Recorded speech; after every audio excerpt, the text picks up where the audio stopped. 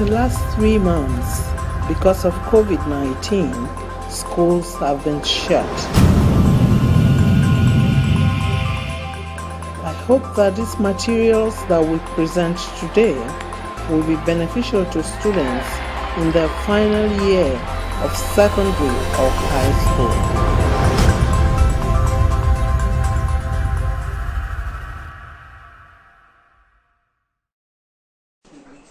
Hello my highly esteemed viewers, once again welcome to this platform. This is a chemistry revision class for students of senior secondary school or high school as is known in other climes of the world. Having discussed topics such as the periodic table, acids, base, salts, pH, it is good we evaluate our level of understanding of this topic, which is the major objective of what we are going to do today. We shall be looking at possible questions and answers relating to the past topics discussed. The first here is, which of the following is not a transition element? Transition element includes elements such as scandium, titanium, vanadium, chromium, manganese, iron, cobalt, nickel, copper, and zinc. From what I just listed, you will see that the only member of these options listed here that is not a component of what I just listed, what I sang out now, is aluminium. So aluminium is not a transition element. The ability of a metal to be drawn into wire or wires is called, the first option there is the answer, ductility. Ductility is the ability of wires, of metals to be drawn into wires. Not all metals can be drawn into wires. Some metals can be brittle, some metals and brittle metals, because of high carbon content, cannot be drawn into wires. The third question there is the atomic property that determines the period of an element on the periodic table. The B option there, the number of shells, is the answer. The number of shells determines the period of an element from what we've discussed in the previous class, while the valency of an element determines the group of an element. The fourth question here is a process by which solid substances changes directly into gas without passing through the liquid phase. The option B here is the answer, sublimation. Examples of substances as sublimes are ammonium chloride crystals. We have camphor. We also have iodine crystal. These are substances that when you heat them, they don't transform into liquid before going into gases. They change directly from solid to gas. And that property of a substance or a compound to do that is known as sublimation. Copper 2 ion has dash number of electrons. If you look at the position of copper in the first 30 element, the position of copper is 29, which is copper, and before zinc is 30, and the position they occupy reflects their atomic number. So the atomic number of copper is actually 29, but because copper 2 indicates that copper has lost 2 electrons, therefore the number of electrons in copper 2 ion is actually 27. Question number 6, which of the following is not a chemical property of transition element or transitional elements? Now, from all the options, the only property there that is not a property of transition element is high electron affinity. We know that this high electron affinity only applies to electron that occupies group 6 or group 7 of the periodic table, such as the halogens. Now, the options D is not a property of transition element. Dash is the intermolecular force of attraction that exists between hydrogen and atom of highly electronegative element. The first option there is the answer, hydrogen bonding. Hydrogen bonding is the intermolecular force of attraction that exists between hydrogen and atom of highly electronegative element. Question number 8, coordinate covalent bonding can also be called dash. The answer, the correct answer there is dative bonding. Any other option there is not correct. Another name for coordinate covalent bonding is dative bonding. Question number 6. Which of the following is not a strong acid? The first on the list there, which is sulfuric, the second hydrochloric acid, the third, which is phosphoric, D is nitric acid. The option that is a strong acid, you know, in the previous class, in the lessons we've discussed, you know that these are acid that ionizes completely in water. Now, phosphoric acid is not a strong acid. Now, it's not as strong as a strong acids are sulfuric. Now, phosphoric acid is not a strong acid, which is option number C. Now, we know that the first option, sulfuric, is a strong acid. The second option, hydrochloric, is a strong acid. The third option, which is nitric acid, is also a very strong acid. Now, question number 6, which of the following has the highest composition in the atmosphere? Now, the option is actually nitrogen. Nitrogen has the highest composition in the atmosphere, occupying about 78% of the total atmospheric gases. Now, question number 11. Which of the following gases smells like a rotten egg? Now, we know that egg has a very repulsive, a rotten egg has a very repulsive smell, and the gas responsible is option number 1, number A, which is hydrogen sulfide. Ammonia is not, hydrogen is not, oxygen is not. The option there is hydrogen sulfide. Which of the following is the basicity of ethanoic acid? Now, basicity, in our last class we talked about, we said is the number of ionizable replaceable hydrogen atom in one molecule of an acid. And the basicity of ethanoic acid is actually monobasic, or 1. The answer is A. Now, question number 13, the number of ionizable hydrogen atom in one molecule of an acid, the option that is correct there is A, which is basicity. It's not acidity, it's not alkalinity, it's not ionization energy. The correct option is basicity, which is A. Question number 14.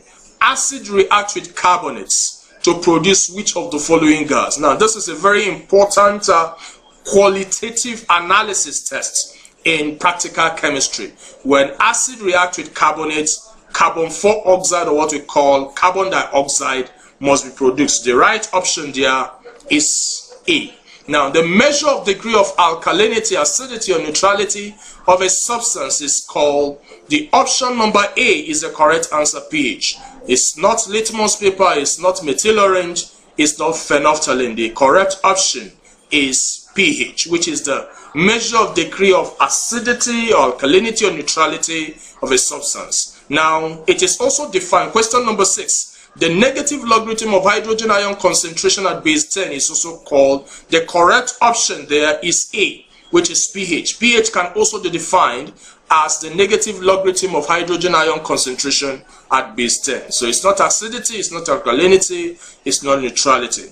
Which of the following has a pH value greater than 7? Now, anything that has a pH value of greater than 7 is not to be alkaline or basic. Now, among all these options given, you know, the first option, which is sulfuric acid, is an acid. The second, which is ethanoic acid or acetic acid, is also an acid. The third, which is nitric acid, is also an acid.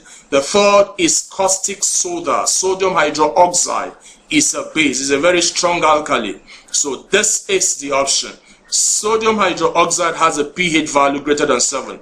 Question number 18. Dash is an atom or group of atoms that possesses electrical charge. The option number 1 is ions. Ions is either an atom, a charged atom, or group of atoms that possesses electrical charge. So the answer is not proton, it's not photon, it's not protein. The right answer there is actually ion, which is option number A. Now, 19th question. Acid react with metals to produce which gas? This is also a very important qualitative analysis test to test for the presence of either metals or for the presence of acid. Now, acid reacts with metals to produce hydrogen gas. The answer, the correct answer, is actually hydrogen. So it's not carbon 4 oxide, it's not ammonia, it's not oxygen. The correct option there is hydrogen. Question number 20. What is the oxidation number of sulfur in this compound, H2SO3? What is the oxidation number of sulfur here?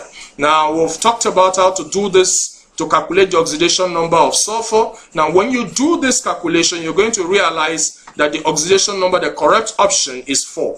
The oxidation number of sulfur is 4. If I will still remind you how to do it, the oxidation number of hydrogen in an atom is actually, in a compound, is actually +1. The oxidation number of sulfur is what we don't know. The oxidation number of oxygen in a compound is -2. Now, when you sum the oxidation number, we have 2 atoms of hydrogen and we have 3 atoms of oxygen. Now, when you sum it, and you know the sum of the oxidation number of atoms in a compound must be equals to 0. When you do that and you make your X the oxidation number of sulfur, the subject of the formula, and you solve for X, eventually you're going to have the option A as your answer. Now, question number 21, what is the oxidation number of chromium? The oxidation number of chromium in this compound, which is potassium heptaoxo dichromates.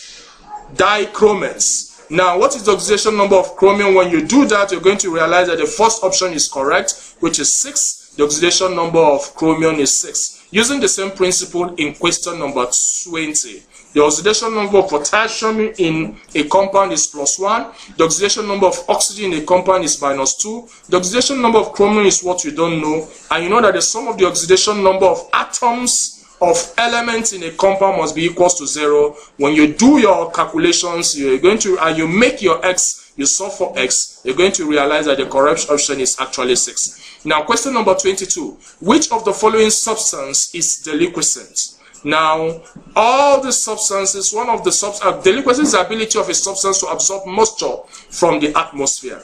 And sodium hydroxide pellet is the only option that is correct here, that is deliquescent. Now, question number 23. Which of the following is a double salt? These are salts like we did in the previous class. So double salts are salt that ionizes in a solution in water to produce at least 2 cations. Now, the only option that is correct here is option number A. Potassium aluminium tetraoxosulfate 6 is a double salt, also known as alum, used in the coagulation of suspended particles in the water treatment. Now, the ability of a substance to absorb moisture from the atmosphere and turn into solution is option number A, which is deliquescence. Efflorescence is the ability to lose water. Effervescence is just the reaction, the characteristic reaction that occurs when acid is added to carbonate. Now, the correct option is actually A. Question number 25. The reaction that characterizes the addition of acid to carbonate is known as effervescence. Question number 26. Now, the dye used in determining the endpoint of a titration experiment are called indicators. We have different types of indicators: methyl orange, phenolphthalein. These are all examples of indicators. Question number 27. In a titration experiment involving strong acid and weak base, which indicator do you think is most suitable? The most suitable indicator, when you are dealing with a strong acid, the most suitable indicator is methyl orange. Phenolphthalein is used when you are dealing with a strong base. And litmus paper are used to test for it's either red or blue litmus paper. Now, the correct option for this question number 27 is methyl orange, because the acid involved is actually a strong acid. Question number 28. The chemical reaction between vegetable oil and potassium hydroxide to produce soap is called what? The correct option there is option number B. This reaction is known as saponification. It's not neutralization, it's not melting. The reaction between caustic soda, whether it's potassium hydroxide, whether it's sodium hydroxide with vegetable oil or fat to produce soap, is known as saponification. Question number 29. The reaction between acid and base to produce salt and water is called neutralization. The correct option there is option number A. Option number A is the correct option. Neutralization. It's not pickling. It's not soap making. It's not acidification. Finally, question number 30. The salt used in making plaster of Paris is called what? Plaster of Paris, in common terms known as POP, is actually gypsum, which is calcium sulfate. Thank you for listening. I know you've enjoyed this class.